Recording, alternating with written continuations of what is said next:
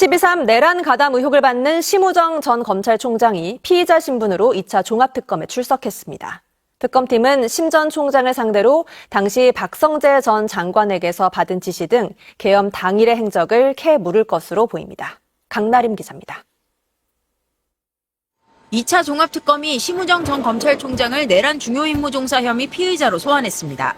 오늘 오전 특검 사무실에 출석한 심 전 총장은 계엄사 합동수사본부에 검사 파견을 지시했는지, 계엄 당일 박성재 전 장관과의 통화에서 어떤 얘기를 했는지 등을 묻는 취재진 질문에 아무 답을 하지 않았습니다. 법원이 검찰의 내란 가담 의혹이 있다고 판단했는데 혹시 어떤 입장이십니까? 심 전 총장은 2024년 12월 3일 비상계엄 선포 당일 박성재 전 법무부 장관의 지시로 계엄 합동수사본부에 검사 파견을 검토한 혐의를 받습니다. 앞서 법원도 박 전 장관에 대한 내란 중요임무종사 사건 1심 선고에서 검찰의 내란 행위 가담이 의심된다는 취지의 판단을 내린 바 있습니다. 재판부는 박 전 장관이 계엄 선포 직후 심 전 총장에게 전화해 검사 인력 등 파견을 지시했으며 심 전 총장이 소관부서에 이를 이행하도록 했다고 판단했습니다. 심 전 총장은 김건희 씨 사건 수사 무마 의혹과 관련한 직권남용 혐의도 받고 있습니다. 서울중앙지검이 도이치모터스 주가 조작 의혹 및 디올백 수수 의혹 사건을 처리하는 과정에서 김 씨를 제대로 조사하지 않고 무혐의 처분하는데 심 전 총장이 관여했다는 의혹입니다. 앞서 말씀해 주신 대로 이제 계엄사에 검사 파견한 것 등 관련해서 심우정 검찰총장에 대한 수사 여지도 조금 남겨둔 거 아닌가 싶은데 24일 날 그 소환 통보를 받았습니다. 네. 검사들 수사는 왜 이렇게 안 되는 겁니까, 의원님? 그 특검에서 그 들려오는 얘기, 이제 1차 특검 기준으로 들려왔던 얘기들을 종합해 보면 검사에 대한 수사 자체가 거의 불가능한 수준이었던 것 같아요. 네, 이제 검사들이 대부분 수사를 하고 있다 보니 박성재에 대한 수사 자체도 아주 힘들게 네. 사실상 태업 같은 것들을 해가면서 박성재에 대한 수사도 저항이 꽤 있었나 보더라고요. 검사들에 의한 네. 박성재 수사 저항. 그렇죠. 그러다 보니까 박성재도 산을 못 박성재 그래서 영장 구속영장도 기각됐지 기각됐죠. 않습니까? 예. 그거는 법원도 문제가 있었지만 그만큼 준비하기 어려웠던 상황들도 예. 있었고 그러다 보니까 심우정으로 넘어가지도 못했고 예. 그 다음에 검찰로 넘어가지도 못했고 사법부 쪽으로도 넘어가지도 못했죠. 다 막혔었죠. 네. 그러나 이제 박성재가 구속되면서 그리고 판결에 심우정으로 넘어가는 연결고리가 그렇죠. 언급이 되면서 그 부분들이 이제 열릴 수 있을 것 같다는 생각이 듭니다. 특히 심우정이 이제 뭐 검사 파견하고 하는 이런 내란 당시의 행위들이 어떤 행위들이 있었는지에 대해서 수사를 해서 뭐 진실을 밝혀내는 것도 중요한데 네. 우리 국민들께서 되게 분노했던 지점 하나가 있었어요. 그것도 밝혀내야 돼요. 그 구속 취소에 대한 즉시 항고 포기를 맞아요. 했죠. 맞아요. 이게 연결이 되는 거예요. 왜 심우정이 저럴까? 아무리 윤석열이 임명해줬어도 윤석열한테 저렇게 충성할까? 저거는 공범이 아니고선 이해가 안 된다. 맞아요. 그때도 그런 그랬거든요. 얘기 했었어요. 예. 그랬는데 이제 그 연결고리들이 그 진실이 밝혀지는 연결고리들이 어제 하나씩 풀려나기 시작했죠. 그래서 즉시항고를 포기해. 그 수사팀에서는 막 하겠다고 즉시항고 하겠다고 하는 걸 막 눌렀지 않습니까? 이 부분에 대한 직권남용도 수사를 같이 해야 된다고 생각합니다. 아주 중요한 대목이 지금 열리고 있어요. 예. 피고인 박성재가 심우정에게 계엄사령부 합동수사본부의 공공수사 관련 검사, 과학수사 관련 수사관 등 인력 파견 요청 협조에 관한 지시사항을 전달해서 심우정이 소관부서로 하여금 이를 이행하도록 하였고 그 과정에서 대검과 관련 기관의 소관부서장 사이에 의사소통이 이루어진 것으로 보는 것이 합리적입니다. 그러니까 이거는 수사에서 좀 더 밝혀야 된다. 말씀하신 대로 네. 정말 납득하기 어렵잖아요. 1번 직위원회 구속 취소 결정, 2번 심우정의 즉시항고 포기. 이거는 대한민국 사법 역사에 정말 없던 일이었죠. 네. 그뿐만 아니라 자기들이 선언을 했죠. 요 한 번만이고 다음부터 적용 안 한다. 그러니까요. 그러니까. 맞아. 그때 제가 원포인트. 구치소 교도소에서 편지들 변호사들 많이 받았을 거예요. 저도 적용됩니까? 이런 식으로. 저도 구속 취소할 수 있습니까? 네, 왜냐면 자기도 똑같거든요. 그때 김용현도 하고 명태균도 하고 그다음에 김영선 의원도 하고 다 구속 취소해달라고 요구했었으나 싹 다 맞아. 대상이 아니야 너인 이제 그러니까 오로지 심우정이 윤석열만 대상이야. 맞아요. 예. 왜 사법 역사상 처음으로 그리고 단 한 건만 윤석열한테만 해줬나? 네. 이거 진짜 공범 아니면 그렇죠. 이해하기 힘드네요. 이해하기 네. 그렇죠. 그렇기 때문에 어쨌든 이진관 판사의 이제 재판과 판결문으로 새로운 수사의 길을 텄기 때문에 2차 종합특검에서 이거 수사할 수 있습니까? 뭐 수사할 수 있죠. 예. 예, 수사 대상에 포함되는 것으로 알고 있고 예. 그래서 24일인가 조만간 소환을 소환을 한 것 같아요. 종합특검에서 예. 예, 그래서 그 부분에 대해서는 좀 철저하게 수사를 할 필요가 있습니다. 그러니까 앞서 말씀드린 것처럼 심우전 전 검찰총장의 경우에는 오늘 오전 10시에 이제 종합특검에 소환이 됐는데 특검은 심우정 전 총장에 대해서 어느 부분을 집중적으로 좀 수사할 것으로 보십니까? 이제 제가 특검 쪽으로 이제 취재를 해보니까 사실 네. 수사 상황이라서 내부적으로 그 세세하게는 이제 사실 알 수는 없습니다.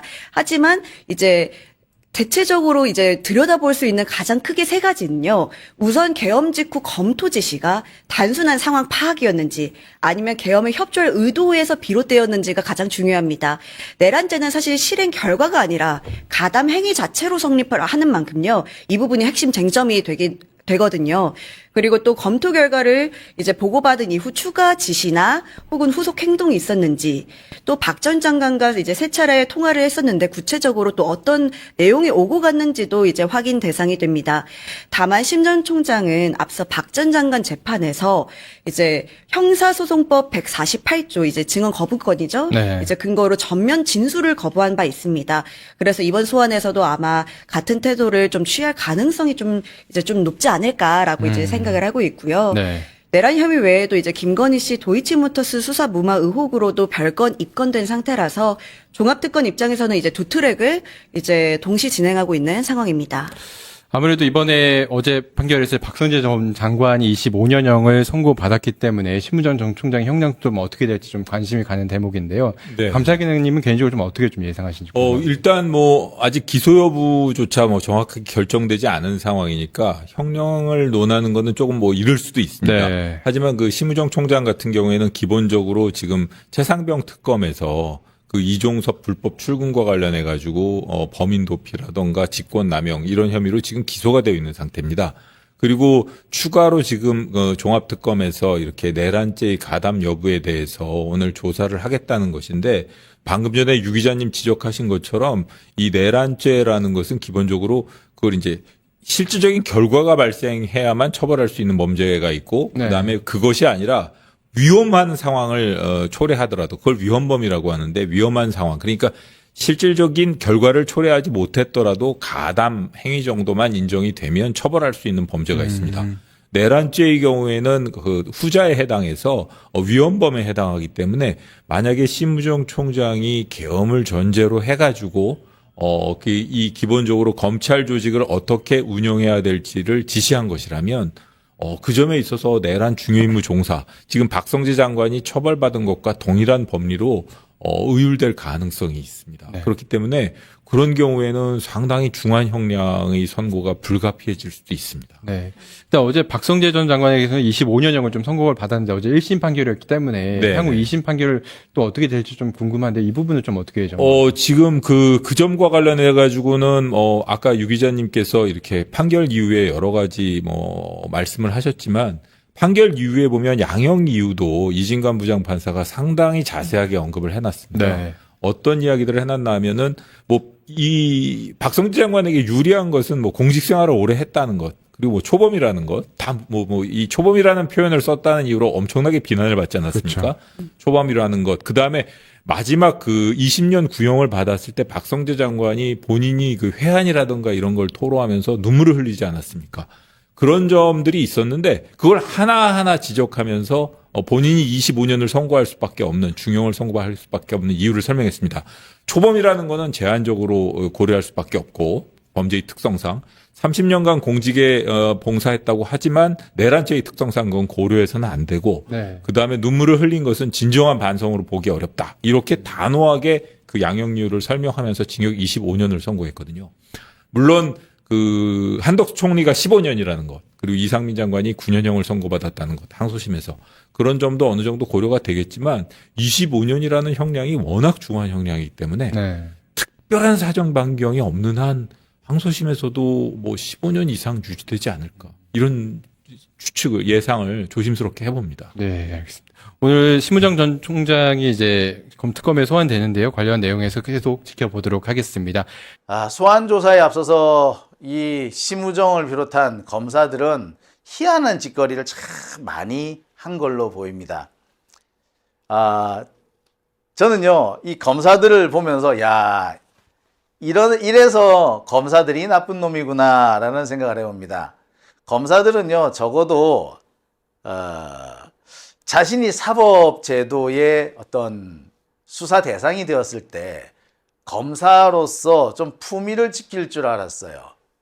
당당할 줄 알았어. 근데 검사 새끼들 참 얍삽하다 그래야 되나. 하여튼 뭐 이런 추잡한 놈들이 있어야 되나. 다 있나 싶을 정도입니다.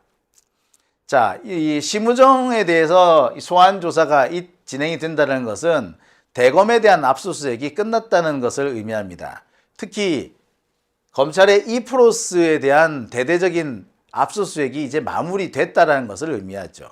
제가 좀 확인해 봤습니다. 이프로스 어떻게 됐냐고. 제가 들은 바로는 그래요. 초토화됐다라는 얘기입니다. 심우정을 소환 조사하기에 앞서 종합특검이 이 이프로스에 대한 대대적인 압수수색을 벌였는데 그 결과 상당히 많은 자료들이 확보됐다고 합니다. 자료가 많이 확보된 것은 둘째치고 검찰이 이프로스를 누군가에게 이 압수수색 당한 건 이번이 처음입니다. 자존심도 개쪽이 났을 것이고 그동안 아무렇지도 않게 벌어지던 증거인멸, 범죄, 모의 이런 것들이 일순간에 스톱이 되는 상황이 벌어졌을 거예요. 아마 앞으로 검사들 이프로스 못 쓸 겁니다. 검찰 본질이 탈탈 털린 거죠. 이프로스가 초토화됐다는 얘기가 그래서 나오는 겁니다. 자, 이 말은 결국 뭘 의미하느냐? 심우정에 대해서 이제 어느 정도 조사할 만큼 조사가 끝났다. 이미 끝났다. 따라서 심우정을 불러서 최종적인 확인을 하고 당사자의 변명을 듣는 시간 정도로 마무리할 것 같다. 그러니까 기소를 할 것인지 말 것인지는 이미 결론이 나 있는 거죠. 그게 24일입니다. 오늘 특검과 관련해서 이런 기사가 나왔어요. 종합특검이 심우정 전 검찰총장을 24일, 그러니까 내일 모레 수요일이죠. 소환 조사하겠다는 입장을 밝혔습니다. 아울러 이 종합특검이 두 번째 기한 연장을 요청을 했죠. 한 달 더 연장이 됩니다. 앞서서도 말씀드렸습니다만 심우정 전 검찰총장은 내란 주요 임무 종사 혐의를 받고 있습니다. 내란 과정에서 박성재 전 법무부 장관이 계엄사에 설치된 합수단에 검사들을 파견하라 라는 지시를 내렸어요. 그 지시를 받은 심우정이 검찰 간부들을 불러 모읍니다. 그래서 누구를 보낼까? 몇 명이나 보낼까? 언제 보낼까? 이런 협의 논의를 한 걸로 보여요. 그와 관련된 자료가 나오면 심우정은 기소가 되는 겁니다. 그래서 그 자료를 찾기 위해서 종합특검은 이프로스를 탈탈 털었던 겁니다. 자, 털었더니 상당히 많은 것들이 나온 모양이에요. 심우정은 이거 외에도 도이치모터스 주가 조작 사건 수사와 관련해서 김건희를 봐주라는 뭐 그런 지시를 내렸다는 의혹도 받고 있죠. 뿐만 아니라 김건희와 관련된 여러 가지 수사를 무마했다는 의혹도 받고 있어요. 자, 그런데 이와 관련해 가지고 재밌는 일이 하나 벌어졌습니다. MBC 보도인데요. 도이치모터스 주가 조작 사건을 조사한 막내 검사 핸드폰 떡 열어봤더니 깡통폰이더라. 깡통폰 정도가 아니고요. 핸드폰을 딱 열어가지고 이제 자료를 싹 뒤졌을 거 아니에요? 그랬더니 안에 뭐가 있다? 네. 나오라는 뭐 통화 기록이나 뭐 이런 건 없고 거기에 전부 다 영화가 들었고 영화나 각종 동영상, 드라마 이런 것들이 가득 들었더래. 야, 그러니까 포렌식을 하기 위해서 이 핸드폰을 몇 번을 복제를 해가지고 읽어봤을 거 아니에요. 그랬더니 중요한 자료는 하나도 안 나오고 계속해서 무슨 영화, 동영상 이런 것들만 나오는 거예요. 이게 뭐냐면은 전형적인 증거 훼손에 해당합니다. 지금 요즘 하드디스크 있잖아요.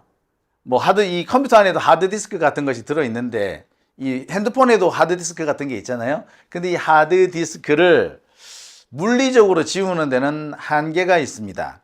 그래서 어떻게 하느냐? 여러 차례 더 씌우는 방법을 씁니다. 그래서 싹 더 씌우고 난 다음에 싹 지우고, 더 씌우고 난 다음에 한번 포맷 다시 하고, 더 씌우고 난 다음에 또 포맷 다시 하고, 이렇게 몇 번을 하잖아요. 그렇게 되면은 나중에 뭐가 되느냐? 더 씌우고 더 쓰고 더 쓰고 더 쓰고 하다 보면은 맨 밑에 쓰여진 거는 포렌식을 해도 잘 안 나오는 거예요. 제가 해보니까 포렌식 9번 정도 이렇게 덮어 쓴 것까지는 나옵니다. 덮어 쓰기를 9번 정도 한 거는 나와. 근데 10번째부터는 잘 안 나오더라고. 그러니까 검찰이 이런 걸 노린 거예요. 디가우징이라는 수법도 있고 물리적으로 파괴하는 방법도 있는데, 디가우징이나 물리적 파괴, 이거는 이 비난 가능성이 높으니까 증거물을 훼손하지 않고 넘겼다라는 핑계는 될 수 있고, 하지만 실질적으로 아무런 증거를 넘겨주지 않는 방법으로 이 같은 방법을 쓴 거야. 그리고 그 동영상들 빼고 나니까 손 깡통폰이더라, 이거. 야, 진짜 잡놈들이다, 그죠? 뿐만 아니라 검사 3명은 자신의 핸드폰 비밀번호 제출을 거부했습니다. 비밀번호 제출을 거부했다라는 것은 걔 핸드폰이 아이폰이라는 얘기죠. 그러니까 한동훈이가 저질렀던 비밀번호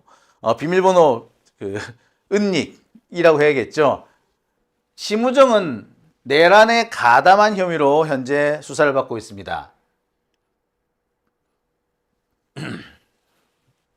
아까 이 종합특검이 박상용 검사에 대해서 지금 관련된 자료를 확보했다라고 했는데, 이게 바로 이 부분과 이거 헌법 존중 TF 자료 확보가 바로 이 내용과 일맥상통을 합니다. 지금 심우정은 내란에 가담한 혐의, 그 중에서도 이른바 합동수사본부, 계엄사령부의 합동수사본부에 검사들을 파견하려 했었다라는 부분으로 그런 내용으로 현재 수사를 받고 있습니다. 만약에 심우정이 계엄사령부 합동수사단에 검사를 파견하려 한 게 사실이라면 이거는 정말 빼박이죠. 빼박 내란 가담입니다. 제가 확인한 바로는 그래요. 특검이 이번에 검찰의 이 프로스를 대대적으로 털었는데 이 보면은 상당히 많은 내용들이 여기에서 확보가 된 걸로 보입니다. 종합특검이 이래저래 관련된 보도가 지금 계속 나오고 있었는데요. 이번에 이 프로스에서 압수수색을 하다가 재밌는 자료도 하나 확보됐던 모양입니다. 심우정이가 내란 주요 임무 종사, 그 하나는 아까 말씀드렸듯이 계엄사 합수부에 검사를 파견하려고 한 것인데, 또 하나로 지금 수사를 받고 있는 것이 윤석열 항고 포기 사건입니다. 윤석열 그때 구속기간 이상하게 계산해가지고 석방된 적이 있었잖아요. 그때 검찰이 항고 포기를 했죠. 사실 검사들이 이게 말이나 됩니까?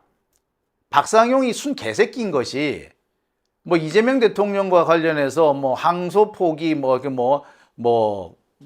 공소 취소 이거 가지고 시비를 거는데, 그러면 윤석열에 대해서는, 윤석열 같은 경우는 왜 가만히 있는데, 윤석열 왜 항고 포기했는데, 윤석열 왜 석방해줬는데, 윤석열 석방해줄 때 검사들 입이라도 하면 찍소리라도 했어?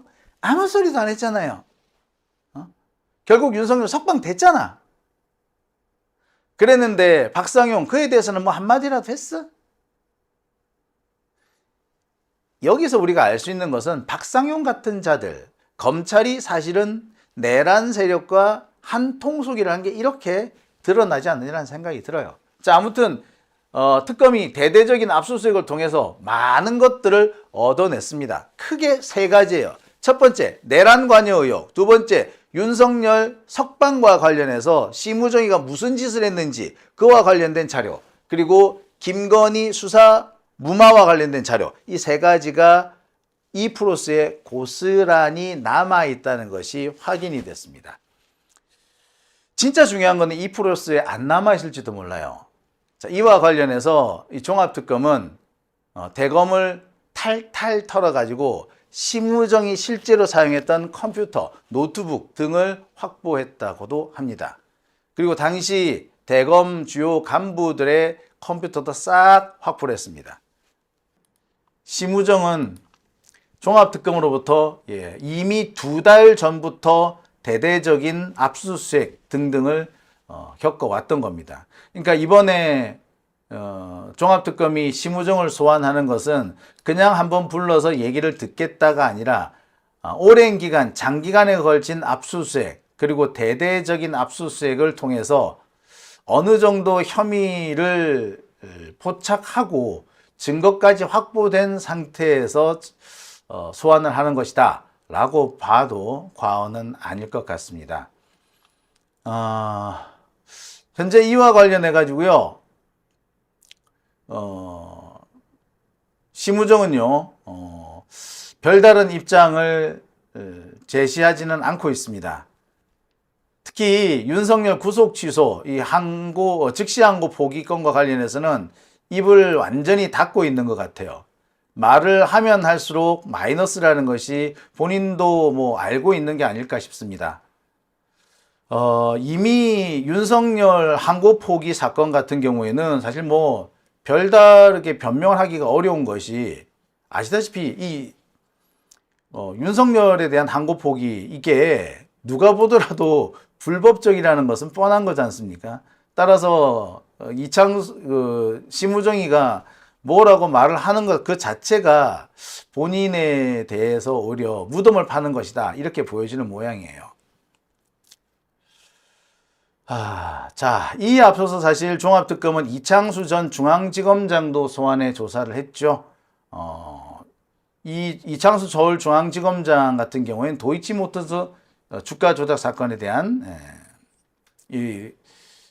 수사를 받았습니다. 그래서 심우정도 관련된 조사를 다 받은 걸로 보입니다.